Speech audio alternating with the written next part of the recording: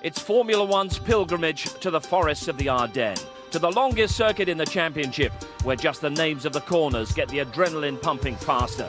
Spa, a circuit that rewards flat-out racing and a circuit that can take its revenge. A circuit where the rain sweeps in and the red mist descends, because victory here feels more valuable than anywhere else. The racing moments it's produced live in the memory like no others. Schumacher against Hakkinen in 2000. Hamilton and Alonso conceding nothing through Eau Rouge just 12 months ago. A race that produced the third straight Belgian Grand Prix win for Kimi Raikkonen. Spa is where you confirm your right to become world champion. But now the world champion is struggling. Raikkonen has found this circuit and this championship a lot more of a challenge. So is Lewis Hamilton about to become the master? He battled his championship rival Felipe Massa for pole position yesterday and claimed it with an outstanding lap. The battle now continues. Hamilton and Massa share the front row for the Belgian Grand Prix.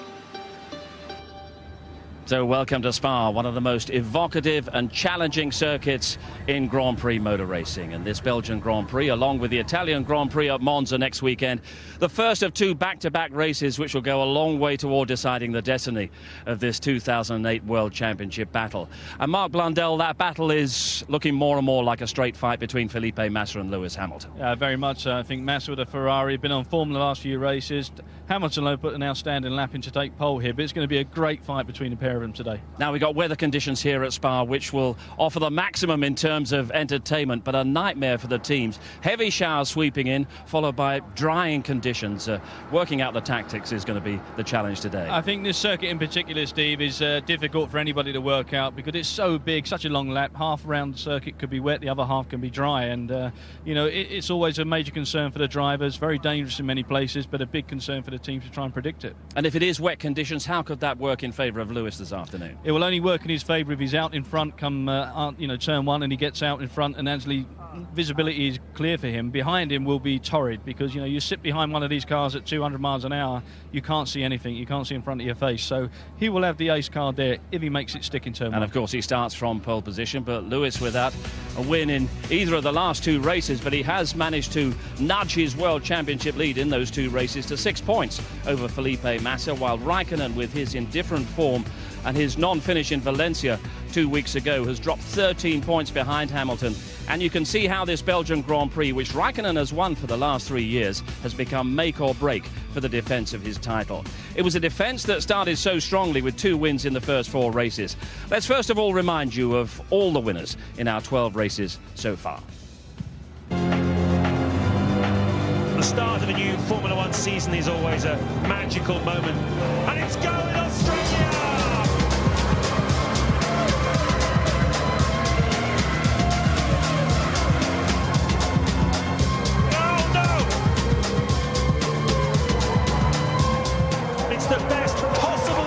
Season for Lewis Hamilton. Total domination by Ferrari. What a dominant victory for Kimi Raikkonen. No! Hamilton's up in the air. A terrific drive by Felipe Massa to lead a Ferrari 1-2. Pole position translates into victory for Kimi Raikkonen. The championship has tightened up, but no one today could match Felipe Massa. He's made it a hat-trick in Istanbul.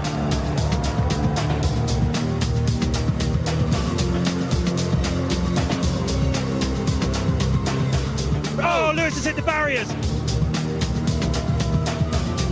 Oh, Raikkonen's hit him. And Lewis Hamilton wins the Monaco Grand Prix. He walks in the shadow of Ayrton Senna.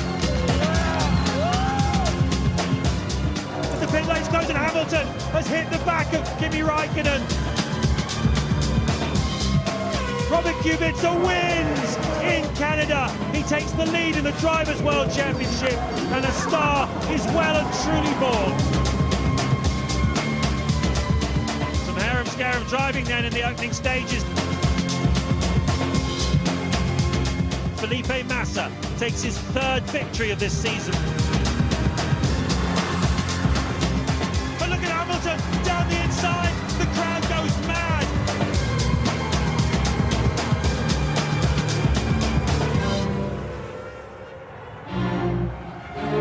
Hamilton wins the British Grand Prix. A fantastic performance, a mesmerising drive.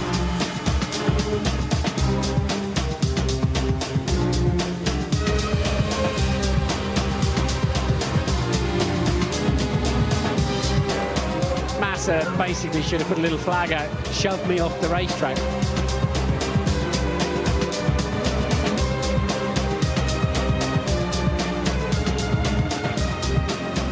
Back-to-back victories then for Lewis Hamilton.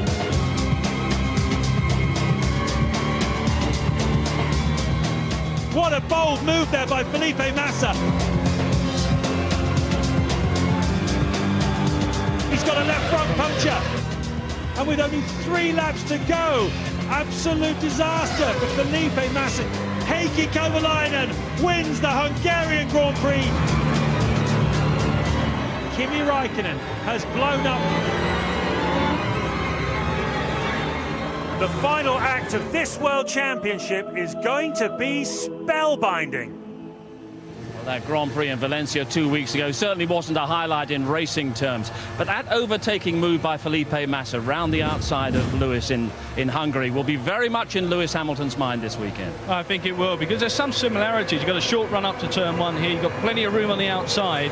I think Massa may try and do that all again, but Lewis Hamilton's going to be defensive for sure, but he's got to make it stick. The other thing with that, Steve, is Massa's got 2 bites of the cherry. If he gets on that long straight and slipstreams Lewis, he's going to try and make another move then. It's such a long toe up through Eau Rouge, you can get a real advantage, even following a leader up there. Oh, definitely so. I think you've probably got about 2 or 3 kilometres you can gain just by getting in somebody else's slipstream.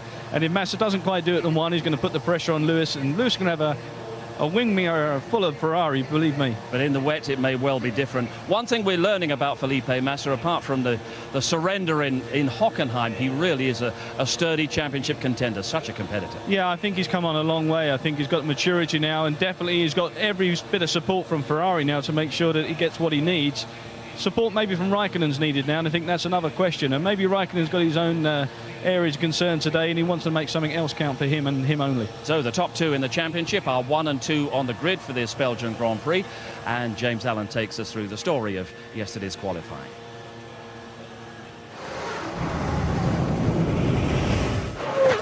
It's Formula One's most majestic circuit, with some iconic corners like Eau Rouge behind me. But last year, the top 4 in qualifying was the same top 4 at the finish. Just going to show it's as important to be at the front of the grid here as even the tightest track.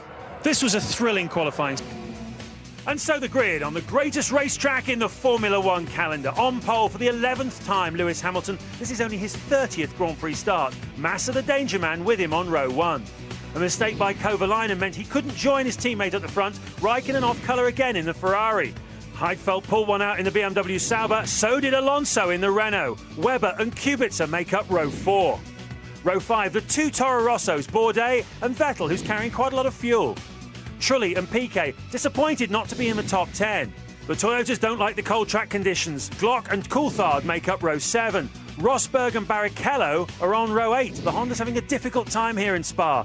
Button has Sutil for company on row 9, and at the back, Nakajima and Fisichella. We know that the first 4 positions are already set for Ferrari and McLaren, so we fight for 5th and 6th, and today we get one of those positions, so the job is done, and tomorrow we need to try to keep this position until the checkered flag. Satisfied with 5th position. Last lap was not perfect, but I couldn't have caught Kimi. He was just too far. 2 drivers who were able to do a quicker lap, and tomorrow we're just trying to improve, and I have nothing to complain. The car is working fine and we have a good balance in the car.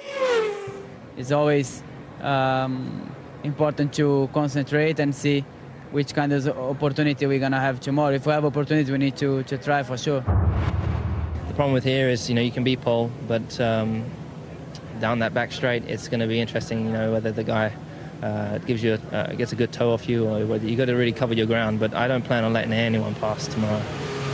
Brave words from Lewis Hamilton, who's been looking and sounding very confident all weekend.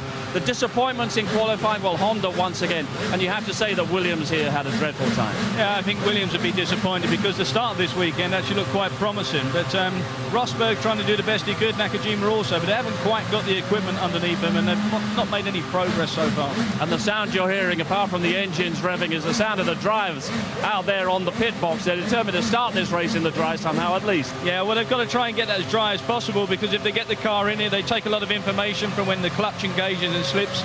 Gives them some valuable data, Steve, so they need a dry surface. And all the time, the rain clouds are sweeping in. It's going to be a fascinating afternoon. Well, Lewis Hamilton yesterday evening described his pole position lap as being close to perfection. And Martin Brundle has been taking a look at the onboard footage and trying to work out exactly how it could possibly have been improved. Spectacular Spa for the Belgian Grand Prix. 4.4 miles in length, the longest lap of the year. Therefore, it's just 44 laps for the Grand Prix. Let's take a look at Lewis Hamilton's. Ferrari's traffic light system reduces human reaction time but adds complexity. The driver arrives to a red light. Once the front jack and rear jack are removed, their operators press a little button and an amber light comes on. When the fuel hose disconnects, the fueler presses his button and the light turns green. There is an override button that Chief Mechanic Francesco Uguzzoni can press to keep the light on red if another car is coming down the pit lane. That's what he should have done, but did not in Valencia, and almost cost his driver a drive-through penalty. Massa got the green light and went into the path of Sutil. An argument can be made that the Chief Mechanic might have made a different decision if he was holding a lollipop. As for Kimi Räikkönen, he just suffered a little brain fade and went before the green light was given. Again, if a lollipop was used, he'd get a much more physical reminder not to go. Kimi's old boss suspects he was hose watching.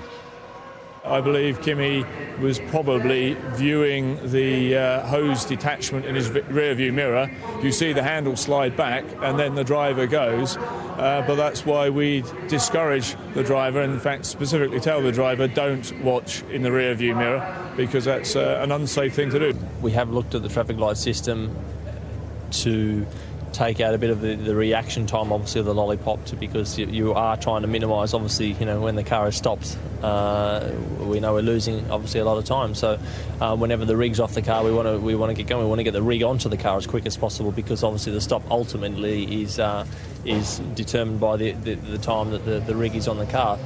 If you subtract that fuel rig time from the total stationary time, you can analyse which teams and drivers have the best reactions. In Valencia, Hamilton and McLaren weren't that great. Massa was 0.2 of a second quicker than Räikkönen, but the fastest stops were done by Jarno Trulli and Nick Heidfeld.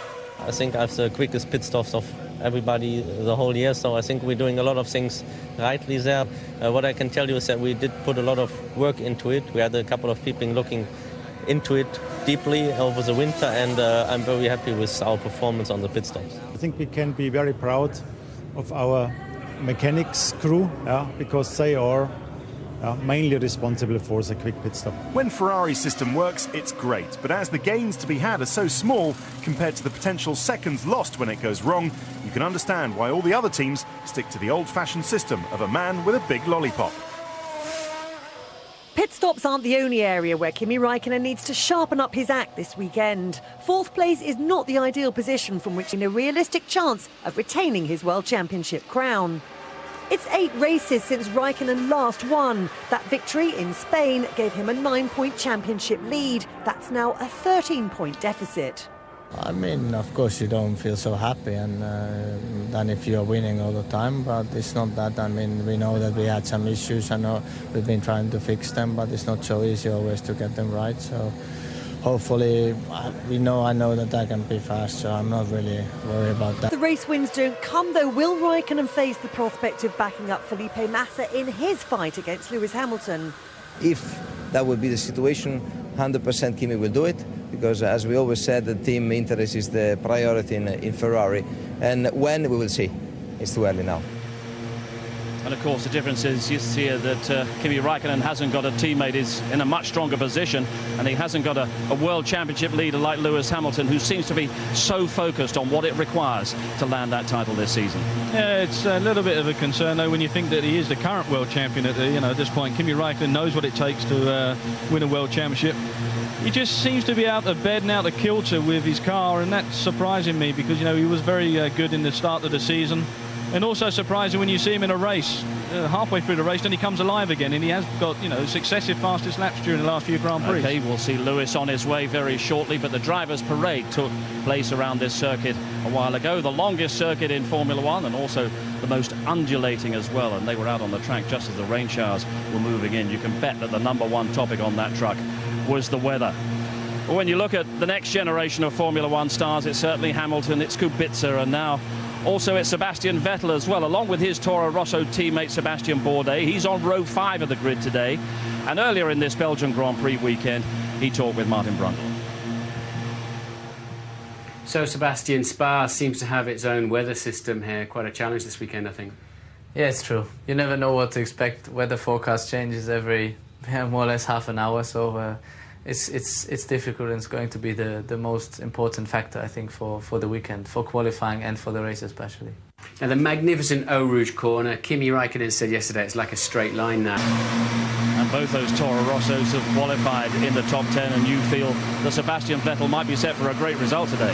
I think he could have a very good result if the weather changes, and that's because he's got that fuel on board, and that's what they pretty much hope for. I think Gerhard Berger alluded to that earlier on.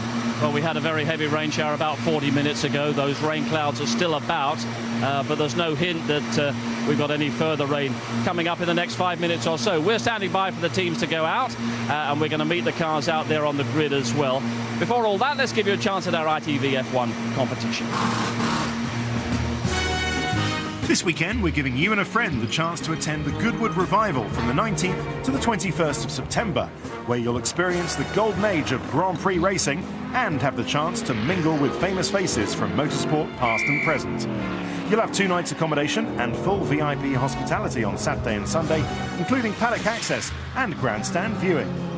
You'll also be given official Revival programmes, radios and souvenir posters, plus a copy of the limited edition book, Goodwood Revival, the First 10 Years, including a special print signed by Sir Stirling Moss. Not only that, but the winner will also enjoy an unforgettable drive around the Goodwood Motor Circuit with Sir Stirling Moss at the wheel of a historic race car. So to be in with the chance of winning this great prize, just answer this question correctly. Goodwood Motor Circuit celebrates its 60th anniversary this year, but how is a 60th anniversary traditionally described? Is it A, silver, B, gold, or C, diamond? To enter, call 09049 596789. Calls cost £1 from a BT landline. Calls from other networks may be higher, and from mobiles will be considerably more. Or you can text F1 followed by your answer of A, B or C to 63337. Text also costs £1 plus 1 standard network rate message. Digital satellite and cable viewers can enter by pressing their red button now. You can also enter for free at itv.com until 10 a.m. Friday the 12th of September. Entrance must be 18 or over. Phone lines close 5 p.m. Tuesday the 9th of September. And entries made after the closing time will not be counted but may still be charged. Good luck with that, and as Lewis Hamilton settles into his McLaren, our thoughts turn back to the weather conditions that we've got today and how big a factor is luck going to be here this afternoon. They're going to be a huge factor for us. I think now is a critical time as well. Some of the guys opting to go out on the dry tyre, some of them playing it safe and going out the wet tyre just to understand what the grip level is. Heikki going out there. What's your reading of the track conditions at the moment?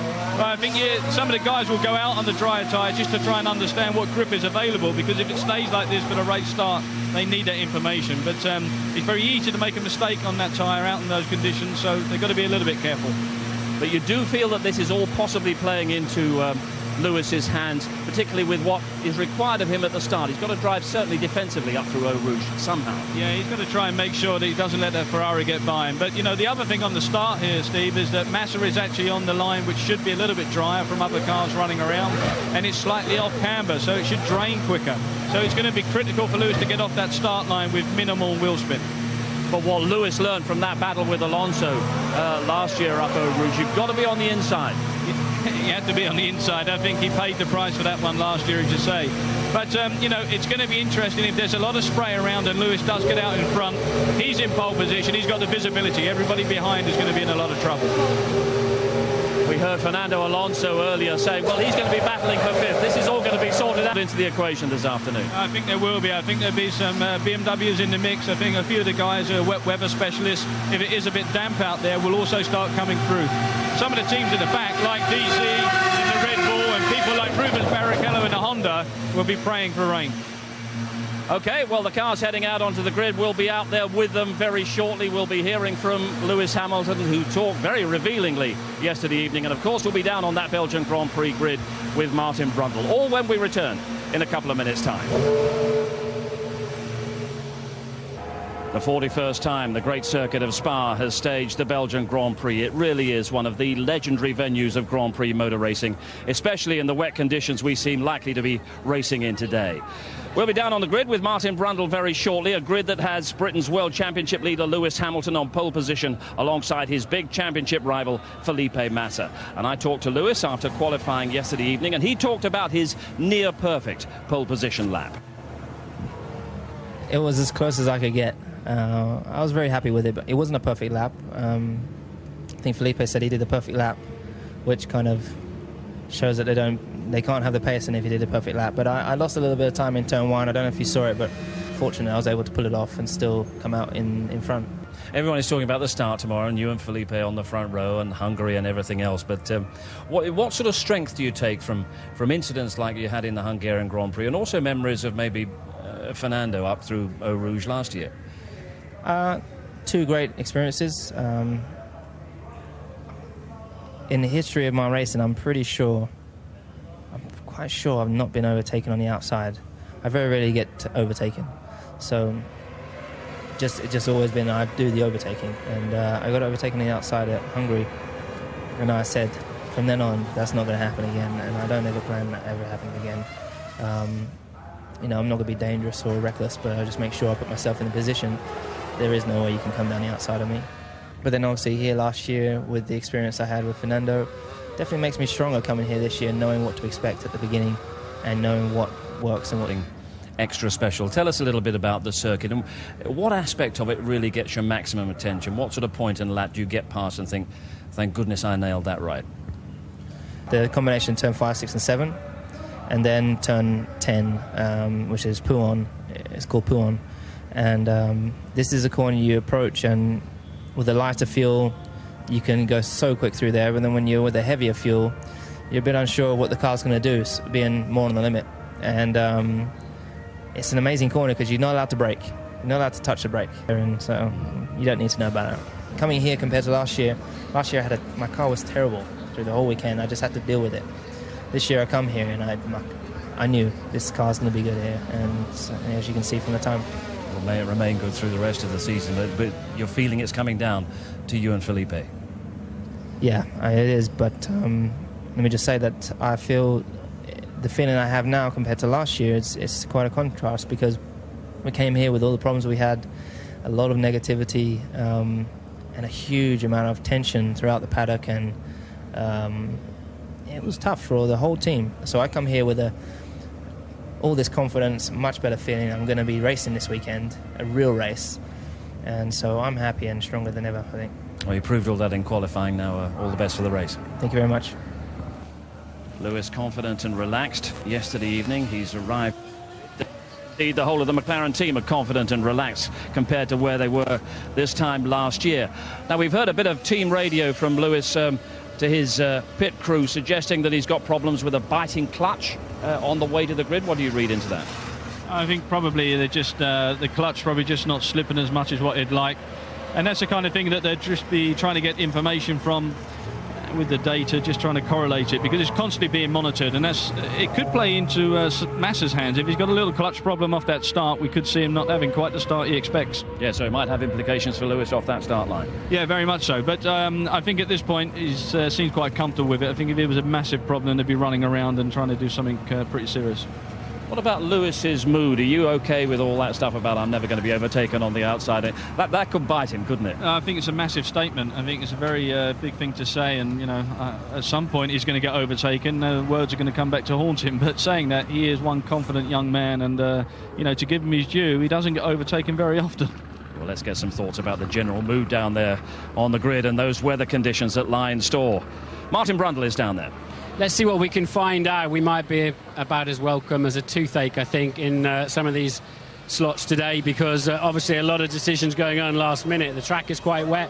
What do we know already? Well, the weather's coming from the south and the east, behind that grandstand indeed. So when it arrives, and we've seen it in other races, it's going to hit Stavelot back to Blanchimont and the final part of the lap. Well, that's where they're going to first find the rain coming. And also the track to dry the slowest has been the last 2 corners and this pit straight. It's a newer tarmac, I think, and that'll be a factor during the Grand Prix as well. I don't know if we can get a quick word with Alonso. Massa's car has just come through here, and they've had to change spark plugs, wiring loom, and all sorts of things since in the Parc Fermé since qualifying. So clearly they had an issue on the way into the Parc Fermé, and Massa's car then late to the grid and with a few gremlins. I don't think we're going to get in on Alonso at the moment because they're clearly discussing with Alan Permain there and Flavio Briatore critical decisions on what they're going to start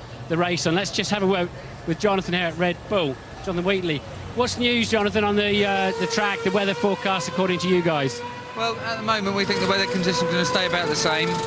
It's quite dry up at turn 8, turn 9, so I would imagine that most cars will start on inters. You think so? Do you think anybody's going to have a gamble on some wet and some dry tyres?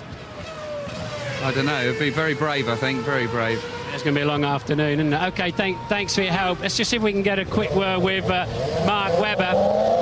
Mark, anything you can tell us to make us look intelligent down the pub tonight or at work tomorrow morning? Well, most of the track's dry, except for this section of the track down the bottom here, at the bus stop and also La Source. So the first part of the lap and the last part of the lap is very, very wet and not that nice for our... The slicks are very, very hard, as you know, so intermediates here, but the rest of the track's dry. So you think people might take a gamble on driving in the sun shining? It's quite warm down there, isn't it? I wouldn't say it's warm. It's warm for the English, mate, but I think most people will probably have a crack at dries, yeah. OK, we're about to get run over. The old Ferrari's coming to the track here late. Thanks for your time. Cheers. We'll wander down, see if we can find. I was going to see where Kubica, I know, has just left the racetrack. Let's see if Alonso's down there in talkative mood. We'll have a quick word with him down there, see if we can get our elbows out. Hey, look at this little scrum. Can you stay with me? See if we can dive in here. Oh, yeah. I had a punch-up on the grid with the Italians before. Where's Patricia? She normally moves me up the queue. Hello, Patricia. Can we, as we're live here, can we get a quick word with the boy? Yeah. OK, let's stick the microphone in and see if we can... That ain't going to be any good, is it? He's not speaking in English. How long are we going to be, Patricia? Is it worth waiting? Yeah. I think so. Fernando, how's it going? Can you tell us a bit about the track? Track, some parts are damp, some parts are completely dry, so difficult choice on the tires. Have you made your choice now? Not now, so we're still talking with the engineers, and will be a last-minute decision. So you must be happy though, because you were saying you can't beat the Ferraris and the McLarens. 5th is your target. You might just have a chance now today in these conditions. Yeah, if you are right in your decisions, you have a huge opportunity days like today, and I think it's more pressure for the front runners. Okay, let you get on. Right. Let's see if we can talk to Kubica down there, because I wanted to go and talk to Massa, but literally they're so late on the grid. It's just not going to happen, and we'll get booted out of there. I heard that Kubica had made his way back onto the grid. Let's see if we can get a quick word. Robert, have you got 30 seconds? No? OK. Oh, well. Let's see if we can find anybody else down there. If not, we'll get out of here, because I think these guys are just too busy. In fact, we're going to do that. We're going to go back to Steve.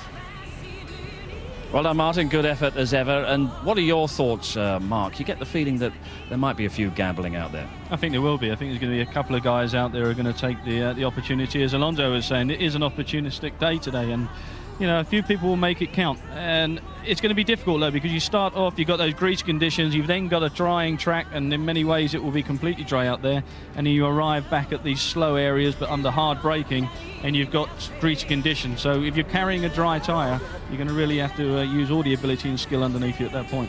Yeah, and it's interesting to hear from the drivers that it's actually dry out around turns 8 and 9, which are demanding enough, and wet or damp around the bus stop chicane and around La Source and maybe up through Eau Rouge as well. Yeah, that's a difficult factor for them. They've really got to make sure. You can see, look, there's on the pitch straight. See the surface, very wet and greasy. There'll be a little bit of spray still coming off of that.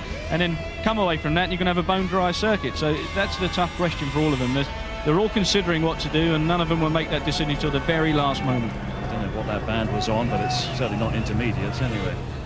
And that's the view of this great circuit, and as we were hearing from Fernando Alonso, many in the midfield may be coming back into the reckoning in terms of possible race victory here. Nick Heidfeld qualified so well for BMW. He's alongside Fernando on row 3. Yeah, I think those guys there, to a point, have got limitations because they've got the fuel already accounted for, and that's something that the guys outside of the top 10 will have more opportunity to think about now, because they would have been able to think about putting a bit more fuel in, giving themselves more flexibility with fuel and tyre choice at this stage. Doesn't sound that it was a particularly relaxed build-up for Ferrari and Felipe Massa with those spark plug changes and the wiring loom as well. Let's go down to Louise. Louise. Yeah, down on the grid here with Richard Cregan, the boss of the Toyota team. For only the second time this season, neither of your cars has qualified in the top 10. Is there a specific reason for that? Yeah, I mean, it's disappointing. I mean, it's definitely a combination of some of our preparation and then the track itself. But big problem here is trying to get the balance right between having an efficient car and enough downforce for the tight stuff. So, you know, we're losing after Eau Rouge, and that was giving us a big problem. What kind of information have your guys given you, having come here onto the track, about the conditions, and what's that told you about what tyres you should be starting on? Yeah, I mean, we used the lap to the grid just to, you know, to give the drivers a feel. They're looking at starting on inters for sure. I mean, I think like most people will today. There's no big secret in that one if you have a look around. But you know, obviously the weather is giving us an update every couple of minutes, see what's going on. But, and the latest is? Well, the latest is that it's just going to start like this. It's going to be sporadic during the race, and hopefully for the second half of the race we dry. Thanks, Richard. Okay. And one thing we can forecast, it's probably going to be the coldest race of the season so far, and that has implications for those teams that struggle to manage their tyres, their tyre wear. Yeah, I think the bigger problem will be that people who are thinking about a dry tyre, because it is so cold, the tyres will actually start to cool off very quickly. And if you can't maintain any temperature because of the track temperature or getting the downforce working, then you might as well start in the intermediates. And that's an option that everyone will probably be taking as well, because it's got such a durable level to it. It can work in the wet and it can work in the dry. It's a very good tyre indeed. A great tyre for these kind of conditions. And that's the weather that's over the horizon, some big rain clouds, and it's going to be showery throughout the afternoon, and it's going to provide such an entertaining Belgian Grand Prix. But final thoughts on the task for Lewis Hamilton off pole position around La Source and defending his position from Felipe Massa. Well, exactly that. He has to go defensive to a certain degree, but at the same point, Massa's the boy who's got 2 bites of the cherry. I think he's got the bite where if he gets off the line, he can lead into turn 1, as he did in Hungary. And if that doesn't come off, then he's going to get the slipstream effect behind Hamilton and try and make the move then. That's where we're going to really see how much commitment he's got to get out in front. And Kovalainen could be down the inside as well. What's his role today? Well, I think Kovalainen is going to be trying to get right behind Lewis as quickly as possible and make sure he blocks off both those Ferraris. But, you know, the guy for me today who could be the real contender for the outright win if he gets his act together is Kimi Raikkonen. He's won here so many times before and he knows his way around this place very well.